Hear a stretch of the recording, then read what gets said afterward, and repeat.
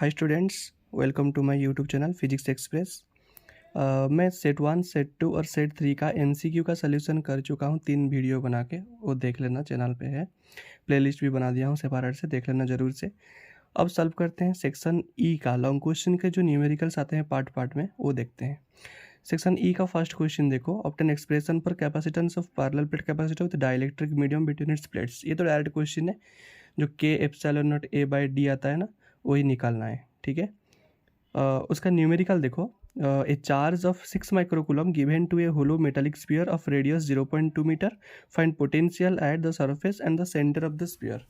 मैं क्या बताया था, जब भी न्यूमेरिकल सॉल्व करना है पहले गिवन लिखो, पर फिर आइडिया लग जाएगा तुम्हें निकालना क्या है। ठीक है, तो देखो चार्ज गिवन है, क्यू का वैल्यू गिवन है 6 माइक्रोकूलम, मीन्स 6 इंटू 10⁻⁻6 कूलम।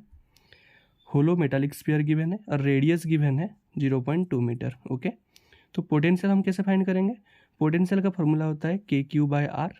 तो के का वैल्यू अगर मैं पुट कर दूं 9 इंटू 10⁻9, क्यू का value 6 into 10⁻⁻6 divided by R का वैल्यू 0.2 मीटर। तो इसको सॉल्व कर लो, 54 इंटू 10⁻3, ये 2/10 ऊपर जाएगा तो 10/3 हो जाएगा, 10/2 हो जाएगा। ओके, तो ये 27, सो 27 into 10⁻4 volt, this is the potential. ये पोटेंशियल ऑन द सरफेस हो गया। और सरफेस पे एक होलो स्फीयर पे सरफेस पे जो भी पोटेंशियल होता है वही सेंटर का पोटेंशियल होता है, मतलब सेंटर और सरफेस का पोटेंशियल सेम रहता है, बाहर पोटेंशियल चेंज हो जाता है। ओके, तो दोनों का फर्स्ट बिट के लिए भी आंसर यही होगा और सेकंड बिट के लिए भी सेंटर पे भी सेंटर पे भी पोटेंशियल यही होगा, 27 into 10⁻4 volt. Then move to the next question. A charge plus Q is thin conducting spherical shell of radius R, Gauss theorem two. अच्छा, एक गॉस लॉ का एप्लीकेशन है, third application, thin spherical shell वाला, वो direct पूछा था। और so that electric field of same charge density is twice the case of conducting plate in a non conducting series, sigma by epsilon not का proof करना था। Okay, ये दोनों ही थ्योरी क्वेश्चन है। नेक्स्ट देखो, what is meant by current sensitivity of galvanometer and mention the factor on which it depends. Current sensitivity का definition लिखना था, उसका फॉर्मूला लिख रहा था और उसके बारे में थोड़ा बहुत एक्सप्लेनेशन देना था। और यहाँ कन्वर्सन के बारे में पूछा है, how galvanometer converted two volt meter. Okay, ये दोनों थ्योरी क्वेश्चन है। इसके साथ जो न्यूमेरिकल अटैच्ड है उसे सॉल्व करते हैं। तो फाई का वैल्यू गिवन है, मैग्नेटिक फ्लक्स गिवन है और इंड्यूस्ड करंट पूछा है at T equal to 2 second. ठीक है, सो गिवन लिखो पहले, phi equal to 2t³ plus 5t² plus 60। Unit में नहीं लिख रहा हूँ, बस ऐसे ही सॉल्व कर रहा हूँ। देखो यूनिट है मीटर ओवर। अभी मुझे चाहिए इंड्यूस्ड करंट, आर भी गिवन है 5 ओम, टाइम गिवन है 2 सेकेंड। मुझे चाहिए इंड्यूस्ड करंट आई चाहिए। तो आई को मैं कैसे निकाल सकता हूँ? ई बाय आर करके निकाल सकता हूँ। तो आर का वैल्यू गिवन है, मुझे बस ई चाहिए। ई में कैसे निकालूंगा यहाँ से? तो ई इक्वल टू d∅/dt होता है मैग्नीट्यूड में। अभी अगर इसको डेरिवेटिव कर दूँ तो ये बनेगा 6t² plus 10t plus 6। Okay, given है t इक्वल टू 2 सेकेंड, तो t equal to 2 second put कर दो, 6 इंटू 2 का स्क्वायर, 10 इंटू 2 प्लस 6, तो ये बनेगा 24 प्लस 20 प्लस 6, तो ये हो जाएगा 50 वोल्ट। ठीक है, now I equal to E by R है, ई की जगह 50 और आर की जगह 5 ओम पुट करेंगे तो आंसर आएगा 10 एम्पियर। ये करेक्ट आंसर है। ठीक है, नेक्स्ट क्वेश्चन की तरफ बढ़ते हैं।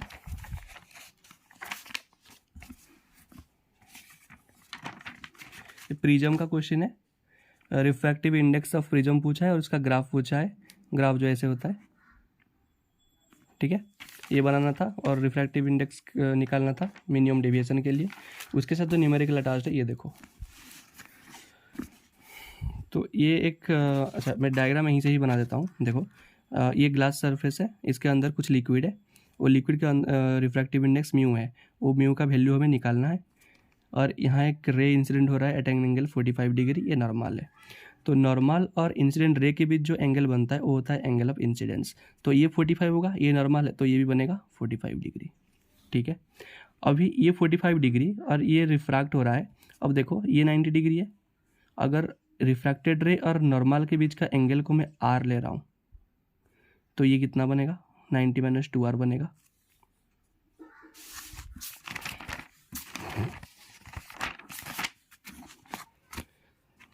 तो ये बनेगा 90 minus are.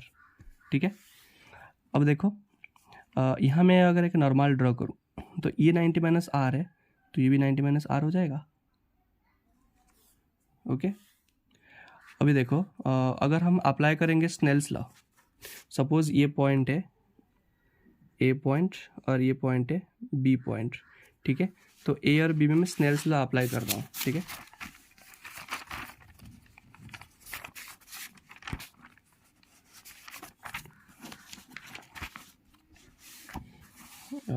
See this,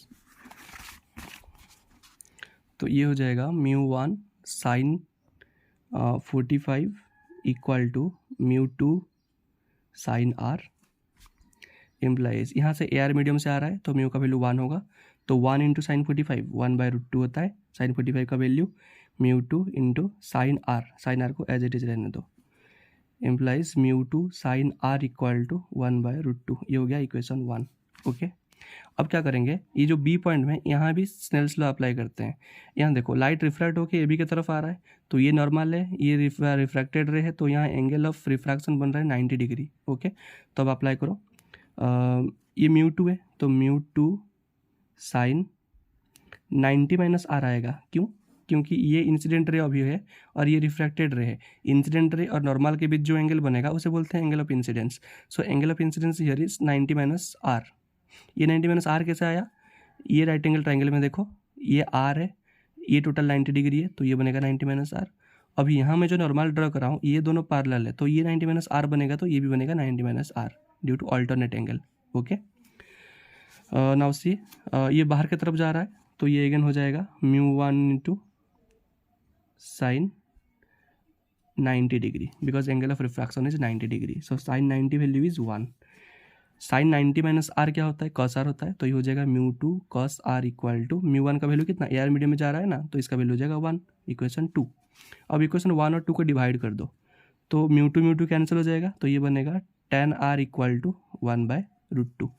tan का वैल्यू क्या होता है? परपेंडिकुलर अपन बेस होता है, तो ये बनेगा perpendicular upon base equal to 1/√2। तो p इक्वल टू 1 और b इक्वल टू √2, तो यहाँ से हम h निकाल सकते हैं क्या? तो h इक्वल टू होगा p² प्लस b² का अंडर रूट, तो इसका वैल्यू बनेगा 1 का स्क्वायर 1 प्लस √2 का स्क्वायर तो 2 बनेगा, इसका अंडर रूट तो √3। h का वैल्यू √3 आ रहा है। ठीक है, यहाँ से हम साइन थीटा निकाल सकते हैं, तो साइन आर में अगर निकालूं p/h होता है परपेंडिकुलर अपन हाइपोटेनस, तो परपेंडिकुलर का वैल्यू कितना है? 1 है, और ये वैल्यू आ गया √3, तो 1/√3 हो गया साइन आर का वैल्यू। अब देखो मुझे साइन आर भी मिल गया है, मुझे म्यू चाहिए, तो मैं इक्वेशन 1 से पुट कर दूं साइन आर का वैल्यू, तो μ2 आ जाएगा क्या? अब पुट कर देते हैं, μ2 साइन आर इक्वल टू 1/√2 है, तो यहाँ μ2 कितना हो जाएगा? 1/√2 divided by sine R. Sine R का वैल्यू है 1/√3, तो पुट कर दो 1/√2 बाय 1/√3, √3 ऊपर जाएगा तो √3/√2, ये हो जाएगा answer. This is the required answer. इसको आप डेसिमल में भी लिख सकते हो, नहीं तो यहीं पे भी छोड़ सकते हो, no problem. Okay, then move to the next question. Displacement current of 2 light waves each of amplitude a and frequency omega emerging from 2 coherent sources of light। अच्छा, y1 का वैल्यू गिवन है, y2 का value given है, और intensity resultant intensity पूछा है। ठीक है, ये सुपर पोजिशन डायरेक्ट लगा देंगे, y equal to y1 plus y2 करेंगे, फिर cos a प्लस b का फार्मूला पुट करेंगे और दोनों को ड्राइव करेंगे। ये नोट्स चेक करना, वही होगा सारे क्वेश्चंस। ठीक है, अब इसका न्यूमेरिकल देखो, Young's double slit experiment, find the ratio of intensity at 2 points on screen from 2 slits reaching the path. अच्छा, पाथ रेफरेंस गिवन है, पाथ रेफरेंस λ/6 गिवन है और एक का λ/12 गिवन है, और दोनों का रेशियो पूछ रहा है इंटेंसिटी का। ठीक है, ये कैसे करेंगे?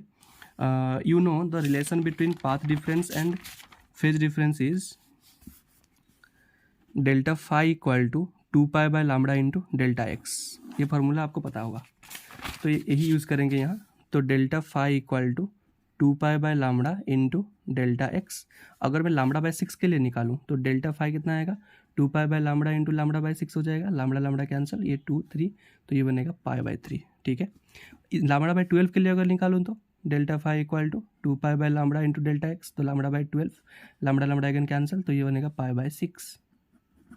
ठीक है, तो pi by 6 sorry lambda by 6 put करने से ये बन रहा है, लैम्बडा लैम्बडा कैंसिल होकर पाई बाय 3 बन रहा है, मतलब 60 डिग्री बन रहा है, और ये बन रहा है पाई बाय 6 मतलब 30 डिग्री बन रहा है। ओके, अब देखो मुझे फेज डिफरेंस मिल गया, तो मैं यहाँ से इंटेंसिटी कैसे निकाल सकता हूँ? Intense I1 bye I2 equal to ये होता है 4I0 cos square 5/2 by 4I0 cos square 5/2। अगर ये कैंसिल कर दूँ मैं तो ये cos स्क्वायर 5/1 का वैल्यू है पाई/3, तो पाई/3 इंटू हाफ ये बनेगा पाई/6 डिवाइडेड बाय cos स्क्वायर, ये पाई/6 है ना, तो पाई/6 इंटू हाफ, तो ये बनेगा पाई/12। ओके, पाई/6 का वैल्यू तो 30 डिग्री होता है, तो cos 30 का वैल्यू होता है √3/2। इसको तो हम डायरेक्ट निकाल सकते हैं √3/2 का स्क्वायर करके, बट इसको वैल्यू निकालने के लिए फिर हमको ट्रिगोनोमेट्रिक फार्मूला अप्लाई करना पड़ेगा। ठीक है, वहीं से आएगा ये थोड़ा लेंथी जाएगा, तो मैं तरीका बता दिया आपको बस ये cos स्क्वायर पाई/2 निकालना है और यहाँ पुट करना है, जो आएगा वही आपका रिक्वायर्ड आंसर है। ठीक है, अगर इसका सोल्यूशन प्रॉपर चाहिए, मतलब इसका फाइनल सोल्यूशन तक चाहिए, तो मुझे कमेंट सेक्शन में बताइए, मैं सॉल्व करके भेज दूंगा। अभी करने से वीडियो ज़्यादा लेंदी हो जाएगा इसीलिए। ठीक है, तरीका बता दिया, पहले फाई निकाल देना है दोनों के लिए, दोनों पाथ डिफरेंस के लिए ये फार्मूला अप्लाई करके delta phi equal to 2 pi by lambda into delta X, दोनों आ जाएंगे। फिर I1 बाय I2 का रेशियो पुट कर देना है। इंटरफेरेंस के लिए ये होता है फार्मूला 4I0, जिसका मैक्सिमम इंटेंसिटी होता है cos स्क्वायर 5/2 पे डिपेंड करता है, तो दोनों के लिए cos स्क्वायर 5/2 निकालेंगे और रेशियो निकाल देंगे। ठीक है, अब और एक क्वेश्चन छूट गया था, ये देखो ये कंसेंट्रिक सर्कुलर लूप वाला, तो यहाँ म्यूचुअल इंडक्टेंस कैलकुलेट करना है। ओके, म्यूचुअल इंडक्टेंस मतलब M का वैल्यू पूछा है, और दो कोएक्सियल कॉइल से सर्कुलर लूप्स कोएक्सियली प्लेस्ड है, तो इसका फार्मूला डायरेक्ट गिवन होता है μ0 N1 N2 pi R1 square divided by 2R2, और यहाँ R1 लेस देन R2 होता है। ओके, मतलब जो छोटा रेडियस होगा उसी को R1 पुट करना है, बड़ा रेडियस को R2 पुट करना है। तो सारे वैल्यू गिवन है शायद, देखो रेड आई गिवन है 1 सेंटीमीटर 100 सेंटीमीटर, मतलब R1 का वैल्यू गिवन है 1 सेंटीमीटर, इसको मीटर करेंगे तो 10⁻² metre, R2 equal to 100 centimetre मतलब 1 मीटर है। ठीक है, कैलकुलेट दो म्यूचुअल इंडक्टेंस, वैल्यू पुट कर दो, तो ये बनेगा μ0 का वैल्यू होता है 4 पाई इंटू 10⁻⁻7 इंटू N1 का वैल्यू कुछ गिवन है क्या, देखते हैं। 2 coplanar concentric circular loops L1 और L2 are placed coaxially with their centres coinciding, the radii given है। अच्छा, N1 और N2 गिवन नहीं है, तो 1 कंसिडर करो। यहाँ पाए है R1 स्क्वायर, R1 की जगह 10⁻⁻2 पुट करेंगे, 10⁻2 का square divided by 2 into R2 की जगह 1 मीटर है तो 1 पुट कर देंगे। ठीक है, अब इसे सॉल्व करो, तो ये बनेगा 4 pi square into 10⁻⁻7 into 10⁻⁻4 divided by 2 ये 4 कैंसल, पाई स्क्वायर का value take pi square equal to 10 given है क्वेश्चन में, तो पाई स्क्वायर की जगह 10 पुट कर देंगे, तो ये बनेगा 2 इंटू 10 इंटू 10⁻⁻7 इंटू 10⁻⁻4, तो ये बनेगा 20 इंटू 10⁻11, तो इसको लिख सकते हैं 2 into 10⁻10 Henry. Okay, this will be the required answer. तो लॉन्ग क्वेश्चन का जितना भी न्यूमेरिकल्स टाइप थे सारे में सॉल्व कर दिया। ये सेट 2 का है, और लॉन्ग क्वेश्चन तो सारे सेट में सेम ही होता है, तो चेकआउट कर लेना आप कितना आंसर लिखे हो, क्या करे हो। कमेंट सेक्शन में बताना आपका कितना बन रहा है expected marks. Okay, paper was tough, so panic होने की कोई ज़रूरत नहीं है, सबका एवरेज गया होगा, तो टेंशन ना लो, सब अच्छा जाएगा। ओके, आपको अगर वीडियो पसंद आए तो प्लीज़ लाइक कर देना और चैनल को सब्सक्राइब कर देना। Okay, thank you.